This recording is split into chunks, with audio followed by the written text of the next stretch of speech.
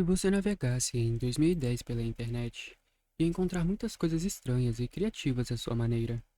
Comunidades e fóruns de assuntos que nem são tão comentados hoje em dia. Uma dessas coisas seriam as estéticas da internet.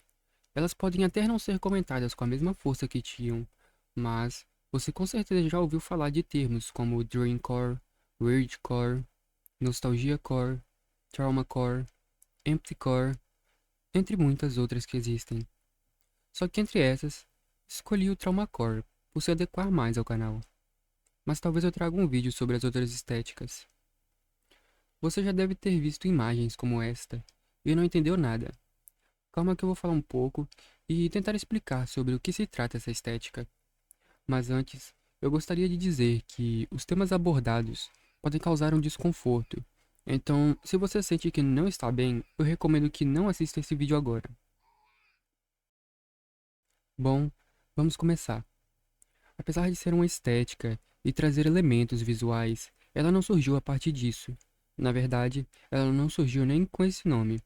O que originou o surgimento do Traumacore foram movimentos musicais como o grunge, que traziam consigo um estilo de vestimenta e dá para se dizer que de ambientação também.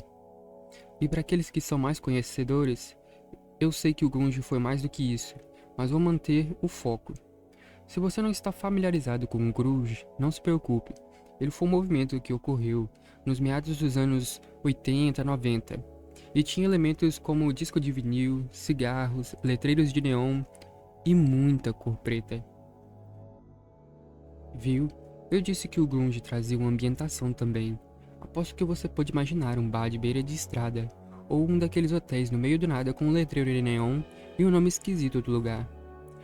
Dá pra se imaginar também uma banda de rock não tão conhecida tocando dentro desse bar, e com vestimentas bem características, como botas militares, tênis all-star, jeans rasgados e camisetas de flanela. Um estilo até conhecido, que uma figura icônica que eu posso citar é o próprio Kurt Cobain, vocalista da banda Nirvana. Lembra que eu falei que o grunge foi mais do que um movimento musical? Ele também era um movimento anticonsumista, o que explica as roupas usadas, que eram algo barato e que você encontraria em qualquer brechó. Após passar por altos e baixos, o grunge, que tinha sido esquecido e perdido popularidade, retorna em 2010, abandonando a sua filosofia principal, mas dando espaço tanto para antigos nomes do rock quanto para novos.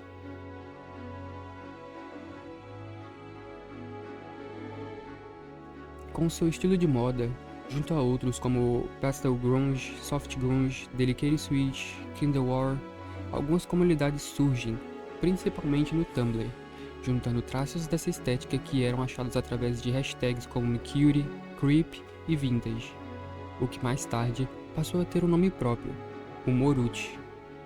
Agora, definida como uma estética da internet, ela trazia um terror fofo e mórbido, que é de onde vem o seu nome, Morbid and Cutie.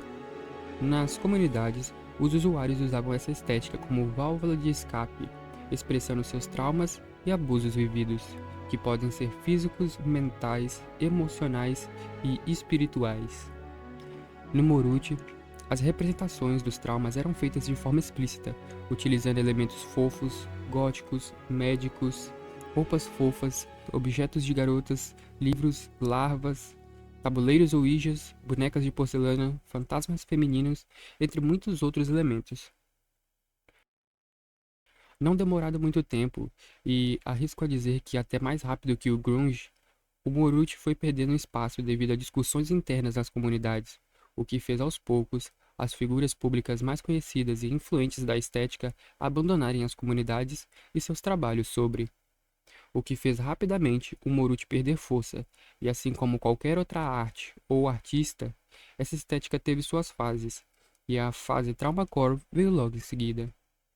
Não para tomar o lugar, mas para se reinventar, deixando um pouco de lado a maneira explícita de retratar seus temas e focando apenas na morbidade e fofura.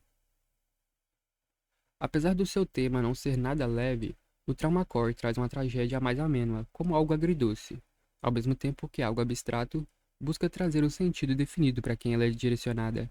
Agora, a estética busca focar em traumas e abusos ocorridos na infância, o que faz com que a escolha de elementos como brinquedos, cores infantis como rosa, um quarto de menina e personagens infantis se encaixem bem na composição da estética, já que ela se baseia em trazer esses elementos e contrastá-los com ambientes e mensagens sombrias, algo que causa um sentimento de inocência e confusão mental. Um exemplo desse contraste seria uma imagem com a Hello Kitty em um ambiente sombrio, com escritas em vermelho, que podem ou não, de uma forma explícita, apontar o tema ao qual a imagem tenta representar. Esse modo de se construir visualmente, na minha opinião, faz do Moruti um primo distante do Traumacore. Algumas pessoas diriam que chamar de gênero essa estética seria errado, pois é utilizar imagens do Dreamcore, Nostalgiacore e até mesmo do Moruti, ou apenas alguns de seus elementos, sobrepostos em outras, só que criando um ambiente mais sombrio, dando esse contraste que eu mencionei. Apesar disso, esse não seria o único motivo que me faria ser crucificado, pois, ao denominar o Traumacore como um gênero, faria ele ganhar espaço e poderia atrair a atenção errada para o tema. Eu sei, é um pouco contraditório querer expor algo e não querer que ele seja reconhecido, mas internamente, assim como em qualquer outro grupo de qualquer ideologia, existem extremistas que afastam as pessoas simpatizantes. Pessoas essas que ajudariam a dar mais visibilidade ao tema, mas em vez de atraí-las, preferem acreditar que se você não passou por um trauma ou abuso, você é só um idiota que está fetichizando ou romantizando tudo isso. E não é nem um pouco bem-vindo. Eu entendo em partes essa hostilidade, afinal, basta olhar a febre que foi o XXXTentacion, o que levou à romantização do suicídio, da depressão e da ansiedade. Eu não estou dizendo que o XX disseminou intencionalmente essa romantização, e nem estou tentando atacá-lo, apenas mencionando o fato. Mas, mesmo nessa época em que esses temas estavam entrando em conhecimento comum para as pessoas, elas mesmo assim começaram a achar e viver como se tudo isso fosse um estilo de vida, e não um problema real. Então imagine em 2010, onde esses temas eram quase que desconhecidos.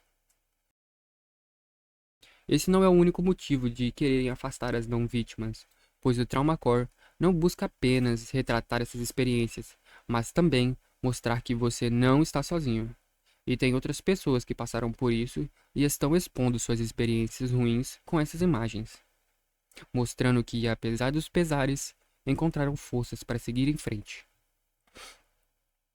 Eu disse que a forma como a imagem pode ser construída pode resultar em um visual onde o trauma ou abuso escolhido pode ficar subtendido ou não, o que torna tudo mais leve, mas utilizar de elementos mais explícitos também se enquadra na estética. Então, não compre a ideia de que o Traumacore é um terror fofo, pois ele pode acabar te surpreendendo. Apesar da aparência ser comumente voltada ao público feminino, isso pode ser adaptado ao público masculino também, utilizando uma paleta de cores, personagens, objetos e frases que se adequem.